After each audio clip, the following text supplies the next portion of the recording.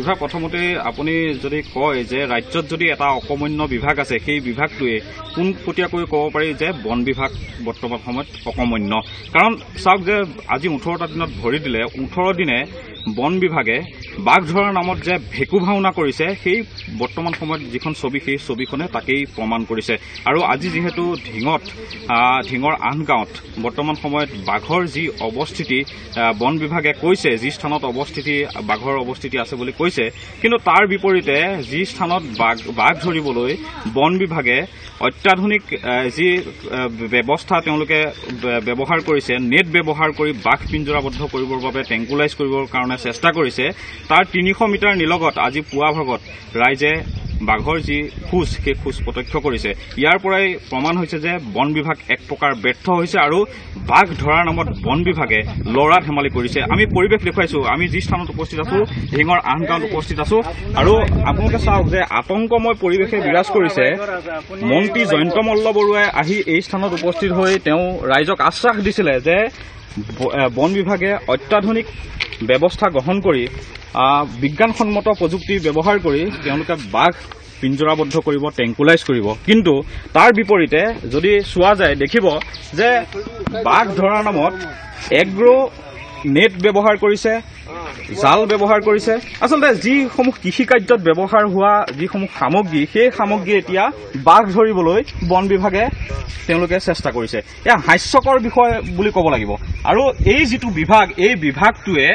বিগত 18টা দিনে বাঘ ধৰাৰ নামত কি কৰিলে এই প্ৰশ্ন কিন্তু প্ৰতিগৰাকী ৰাইজৰ আৰু তেওঁলোকৰ হাতত কিন্তু উত্তৰ নাই আৰু কেমেৰাৰ সন্মুখত আমি যদি তেওঁলোকক সুধিবলৈ বিচাৰো যে বাঘটো ক'ত অৱস্থিতি আছে সেই উত্তৰ কিন্তু তেওঁলোকে দিব নোৱাৰে আৰু পলায়ন কৰে মই স্থানীয় ৰাইজ আছে মই জানিবলৈ বিচাৰিম যে যি স্থানত নেট ব্যৱহাৰ কৰিছে নেট ব্যৱহাৰ কৰিছে এগ্ৰি নেট কৃষি কাৰ্যত ব্যৱহাৰ হোৱা নেট কৃষি কাৰ্যত ব্যৱহাৰ হোৱা নেট আৰু তাৰ নেট প্ৰটেকশ্যন দিয়াৰ পশ্চিম চাইডে দিশত বাঘ ওলাই আপোনাৰ অন্য দিশে গতি কৰিছে ৰাতিপুৱা আৰু তাৰ খোজ পোৱা গৈছে আৰু সেই খোজৰ অনুসন্ধান কৰি এতিয়া ফৰেষ্ট ডিপাৰ্টমেণ্ট ঘূৰিবলৈ লাগিছে বৰ্তমানলৈকে তাৰ কোনো এতিয়া সংহত পোৱা নাই ৰাইজ আতংকত আছে হয় ৰাইজ আতংকত আছে পথাৰ ঘৰে আহিব পৰা নাই কঠীয়া তুলিব পৰা নাই ৰুব পৰা নাই মানুহবিলাক আশাবাদী হৈ আছে বাঘটো ধৰি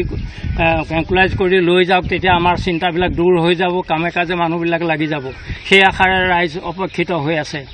ইভা আমি এটা কথা উল্লেখ কৰিব বিচাৰিছো যে ৰাজ্যৰ যিটো বন বিভাগ এই বন বিভাগটোৱে বাঘ ধৰাৰ নামত চৰকাৰৰ যি ৰাজহ সেই ৰাজহ উদং কৰাত তেওঁলোকৰ প্ৰতিযোগিতাত নামিছে নেকি সেই প্ৰশ্ন কিন্তু এতিয়া সাধাৰণ জনতাৰ কাৰণ চাওক যে বিগত 18টা দিনে বাঘ ধৰাৰ নামত এই যিটো ব্যাগুম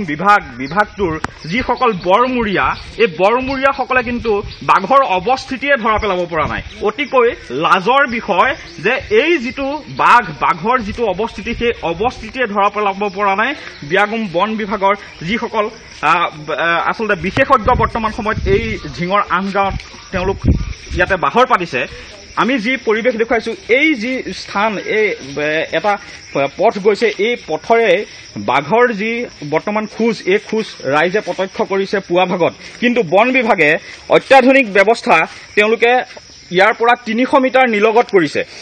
চাওক যে বাঘৰ যিটো অৱস্থিতি সেই অৱস্থিতিয়ে এই বিভাগটোৰ যিসকল বৰমূৰীয়া আছে যিসকল বিশেষজ্ঞ আছে তেওঁলোকে কিন্তু এতিয়ালৈকে বাঘৰ অৱস্থিতিয়ে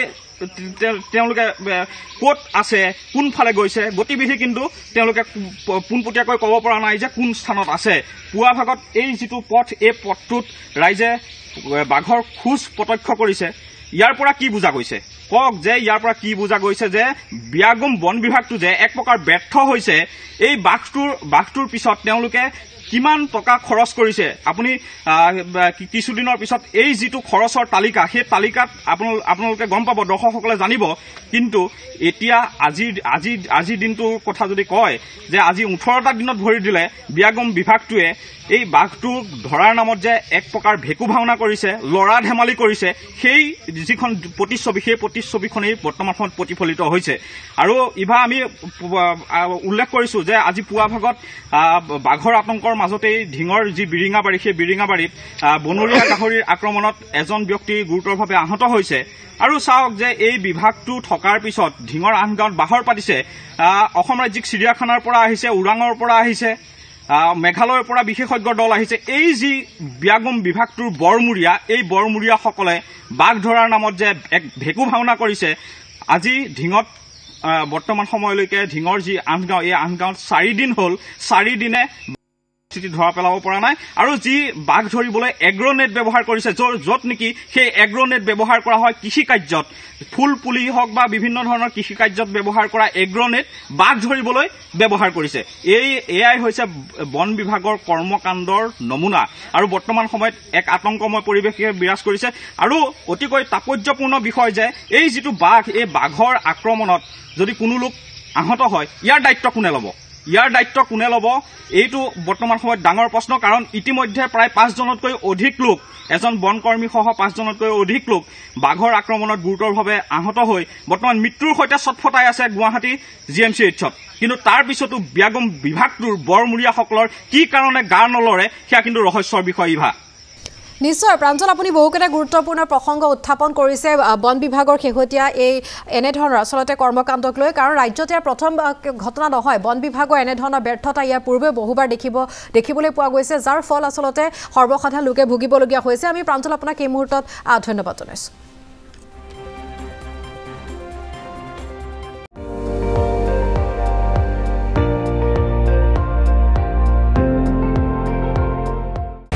আপুনি চাই আছে ND24 সৰ্বশ্ৰেষ্ঠ নহয় সৰ্বোত্তমৰ দৌৰত